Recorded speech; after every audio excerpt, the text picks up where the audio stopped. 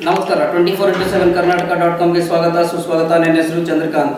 ಇವತ್ತು ನಾವು ಬಂದಿರುವುದು ಗುಲ್ಬರ್ಗ ಜಿಲ್ಲೆ ಅಳಂದ್ ತಾಲೂಕಿನ ತಡಕಲ ಗ್ರಾಮ ಪಂಚಾಯತಿ ವ್ಯಾಪ್ತಿಯ ತಂಬಾಕುವಾಡಿ ಎಂಬ ಗ್ರಾಮಕ್ಕೆ. ಇವತ್ತು ನಾವು ಭೇಟಿಯಾಗಲಿರುವುದು ಗ್ರಾಮ ಪಂಚಾಯಿತಿಯ ಸದಸ್ಯರಾಗಿರ್ತಕ್ಕಂಥ ಚಂದ್ರಕಾಂತ್ ಶಿವರಾಯ್ ಪೂಜಾರಿ ಅವರ ರಾಜಕೀಯ ಜೀವನದ ಕುರಿತು ಮತ್ತು ಅವರ ಅಭಿವೃದ್ಧಿ ಕೆಲಸಗಳ ಕುರಿತು, ರಾಜಕೀಯ ಭವಿಷ್ಯದ ಮುಂದಿನ ಕನಸುಗಳ ಕುರಿತು ಅವ್ರ ಜೊತೆ ಒಂದು 2 ನಿಮಿಷ ಕಾಲ ಸಂದರ್ಶನ ನಡೆಸೋಣ. ನಮಸ್ಕಾರ ಸರ್. ನಮಸ್ಕಾರ ಸರ್, ತಮ್ಮ ಹೆಸರು? ಚಂದ್ರಕಾಂತ್ ಸರ್. ಚಂದ್ರಕಾಂತ್ ಅಂತ ಸರ್. ಸರ್, ಯಾವ ಗ್ರಾಮ ಪಂಚಾಯತಿ ತಾವು ಆಯ್ಕೆ ಆಗಿದ್ದು? ಇಲ್ಲ ಸರ್, ಯಾವ ಗ್ರಾಮ ಪಂಚಾಯತಿ ಆಯ್ಕೆ ಆಗಿದ್ದು? ಜೆಡಿಎಸ್ ತಡಕಲ್ ಅಂತ ಸರ್. 2010ರ ಚುನಾವಣೆಯಲ್ಲಿ ಒಟ್ಟು ಮತಗಳು ಎಷ್ಟು ಬಂದಿತ್ತು ಸರ್ ತಮಗೆ? 500 ಚೆನ್ನ ಸರ್.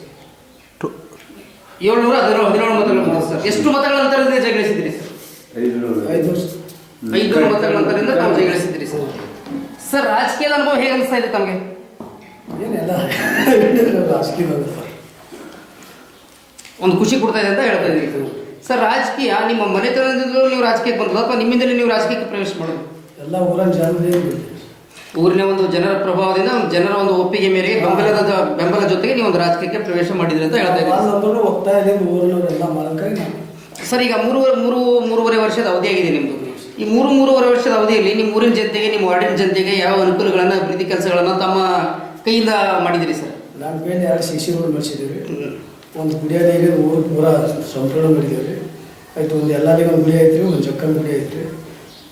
ಆಯಿತು, ಊರಾಗ ಏನೋ ಕಚ್ಚಾ ರಸ್ತೆಗಳೆಲ್ಲ ಕಲ್ಲು ಹಾಕ್ಸೋದು. ಆಯಿತು, ಊರಾಗ ರೈತರಿಗೆ ಏನದ ಸಣ್ಣ ರೈತರು ಚಕ್ರಂದು ಇವು ಬಾವಿಗಳು ಎತ್ತೋದು, ಇಷ್ಟು ಎಲ್ಲ ನಮ್ಮ ಬಳಿ ಯಾವ ಕೆಲಸ ನಿಲ್ಲಿಸೋದು ಯಾವುದು. ಒಟ್ಟಾರೆಯಾಗಿ ಸರ್ಕಾರದ ಏನು ಯೋಜನೆಗಳು ಬರ್ತಾವೋ ಯೋಜನೆಗಳನ್ನು ಸಮರ್ಪಕವಾಗಿ, ನಿಷ್ಠೆಯಿಂದ, ಪ್ರಾಮಾಣಿಕವಾಗಿ ನಿಮ್ಮ ಊರಿನ ಜನತೆಗೆ, ನಿಮ್ಮ ಊರಿನ ಒಂದು ಅಭಿವೃದ್ಧಿಗಾಗಿ ನೀವು ಒಂದು ಶ್ರಮಿಸಿದ್ದೀರಿ ಅಂತ ಹೇಳ್ತಾ ಇದ್ರಿ ಸರ್. ಒಂದೇ ಸಾರಿಗೆ 44 ಮನೆ ತೆಗೆದಿರಿ. 44 ಆಶ್ರಯ ಮನೆಗಳು, 44 ಮನೆ ಕಟ್ಟಡದಾಗಿರೋ ಎಲ್ಲ ಬಿಲ್ ಮಾಡಿ. ಒಳ್ಳೆಯದು ಸರ್. ಸರ್, ಇನ್ನೂ 18 ತಿಂಗಳ ಸಮಯ ಇದೆ, ನಿಮ್ಗೆ ಅವಕಾಶ ಇದೆ. ಈ 18 ತಿಂಗಳ ಅವಧಿಯಲ್ಲಿ ಇನ್ನೂ ಯಾವ್ಯಾವ ಕೆಲಸ ಕಾರ್ಯಗಳು, ಅಭಿವೃದ್ಧಿ ಕೆಲಸಗಳನ್ನು ಮಾಡಬೇಕು ಅಂತಿದ್ದೀರಿ? ನಮ್ದು ಫಸ್ಟ್ ಅಂದ್ರೆ ನೀರಿನ ಬಿಟ್ಟರೆ ಇನ್ನು ಕುಡಿಯುವ ನೀರಿನ ಸಮಸ್ಯೆ ಇದೆ. ಮನೆಯಿಂದ ನಾವು ಮಾಡಿಸ್ಬೇಕಂತ ನಮ್ಮ ಪ್ಯೂರ್ ಮುಗಿಯತ್ತ ಅದನ್ನು ಮಾಡಬೇಕಂತ ಒಂದು ಬಣ ತೊಟ್ಟ. ಹೌದು ಸರ್. ಈಗ ಒಬ್ಬ ಗ್ರಾಮ ಪಂಚಾಯತಿ ಸದಸ್ಯರಾಗಿ ನಿಮ್ಮ ಅಧಿಕಾರಿಗಳಿಂದ ಯಾವ್ದು ರೀತಿಯಾದಂಥ ಒಂದು ಬೆಂಬಲ ಸಿಗ್ತಾ ಇದೆ ನಿಮ್ಮ ಅಭಿವೃದ್ಧಿ ಕೆಲಸಕ್ಕೆ? ಎಲ್ಲ ರೀತಿ ನಾವು ಏನು ಬರ್ತದೆ ಪಂಚಾಯತಿಗೆ ಏನು ಬರ್ತದೆ ಒಂದೂ ಬಿಟ್ಟಿಲ್ಲ. ನಾವು ಎಲ್ಲರೂ ಎಷ್ಟು ನಮ್ಮ ಪಾಲಿಗೆ ಮೆಂಬರ್ಗಳು ಹಿಸಾಬ್ ಏನು ಹಾಕಿಕೊಂಡು ಒಂದೂ ಬಿಟ್ಟಿಲ್ಲ, ಅಷ್ಟು ತಂದಿದ್ದೀವಿ. ಅಂದರೆ ಅಧಿಕಾರಿಗಳು ನಿಮ್ಗೆ ಒಂದು ಅಭಿವೃದ್ಧಿ ಕೆಲಸಕ್ಕೆ ಬೆಂಬಲ ಕೊಡ್ತಾ ಇದ್ದಾರೆ ಅಂತ ಹೇಳ್ತಾ ಇದ್ದೀರಿ ಸರ್. ಸರ್, ಒಳ್ಳೆಯದು ಸರ್. ಈಗ ಮಹಾತ್ಮ ಗಾಂಧಿ ರಾಷ್ಟ್ರೀಯ ಉದ್ಯೋಗ ಖಾತ್ರಿ ಯೋಜನೆ, ನಮ್ಮ ಹೊಲ ನಮ್ಮ ದಾರಿ, ಬಸವ ಆವಾಸ್ ಯೋಜನೆ, ಇಂದಿರಾ ಆವಾಸ್ ಯೋಜನೆ, ಅಂಬೇಡ್ಕರ್ ಯೋಜನೆ, ರಾಜೀವ್ ಗಾಂಧಿ ಆವಾಸ್ ಯೋಜನೆ, ಇಂಥ 10 ಯೋಜನೆಗಳು ಸರ್ಕಾರ ಒಂದು ಗ್ರಾಮ ಪಂಚಾಯತಿ ವ್ಯಾಪ್ತಿಯಲ್ಲಿ ಒಂದು ಕಾರ್ಯನಿರ್ವಹಿಸ್ತಾ ಇದೆ ಸರ್. ಆ ಯೋಜನೆಗಳು ನಿಮ್ಮ ಗ್ರಾಮ ಪಂಚಾಯತಿ ವ್ಯಾಪ್ತಿಯಲ್ಲಿ ಯಾವ ರೀತಿಯಾಗಿ ನಡೀತಾ ಇದೆ ಸರ್?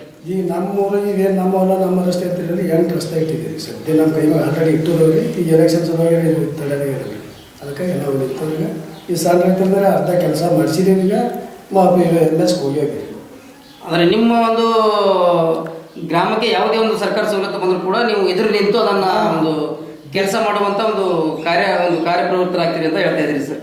ಸರ್, ಈಗ ಆಶ್ರಯ ಯೋಜನೆ ಮನೆಗಳು ಅಂತ ಬರ್ತವೆ ಸರ್.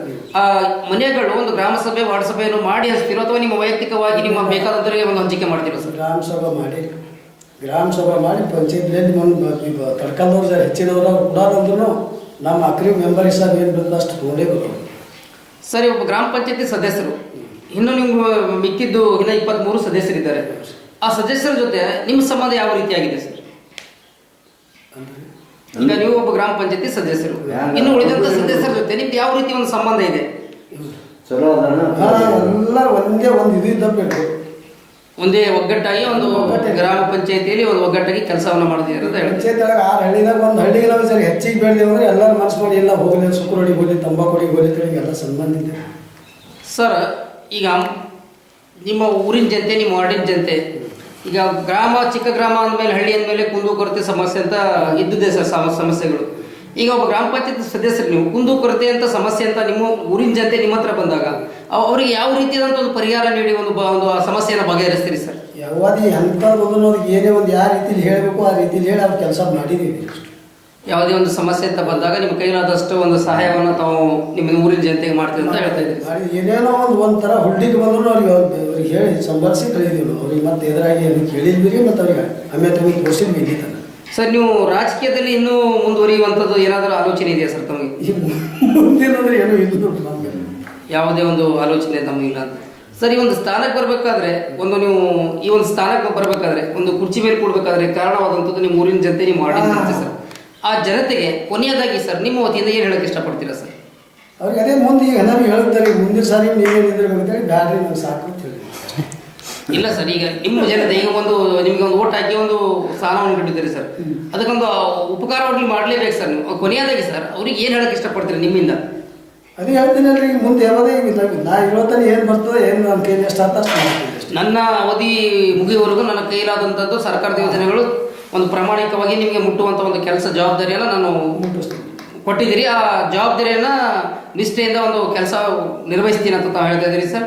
ಒಳ್ಳೆಯದು ಸರ್. ಇಷ್ಟು ಹೊತ್ತು ನಮ್ಮ ಜೊತೆ ನೀವು ಸಮಯ ತಗೊಂಡು ನಮ್ಮ ಜೊತೆ ನೀವು ಚರ್ಚೆ ನಡೆಸಿದ್ದೀರಿ. ನಿಮ್ಮ ರಾಜಕೀಯ ಜೀವನ ಕೂಡ ಸುಖಕರವಾಗಿರಲಿ ಮತ್ತು ನಿಮ್ಮ ಮುಂದಿನ ಬೆಳವಣಿಗೆ, ರಾಜಕೀಯದ ಬೆಳವಣಿಗೆ ಕೂಡ ಉತ್ತಮವಾಗಿರಲಿ. ನಿಮಗೂ ಕೂಡ ದೇವರು ಒಂದು ಒಳ್ಳೆಯ ಸ್ಥಾನವನ್ನು ಕೊಡಲಿ ಅಂತ ನಾವು ಹಾರೈಸುತ್ತಾ ಇಷ್ಟು ಹೊತ್ತು ನಮ್ಮ ಜೊತೆ ನೀವು ಸಮಯ ತಗೊಂಡು ನಮ್ಮ ಜೊತೆ ಚರ್ಚೆ ನಡೆಸಿದ್ದಕ್ಕೆ 24x7 ಕರ್ನಾಟಕ.com ವತಿಯಿಂದ ನಿಮಗೆ ಆರ್ಥಿಕವಾದಂಥ ಸ್ವಾಗತ ಸರ್. ನಮಸ್ಕಾರ ಸರ್.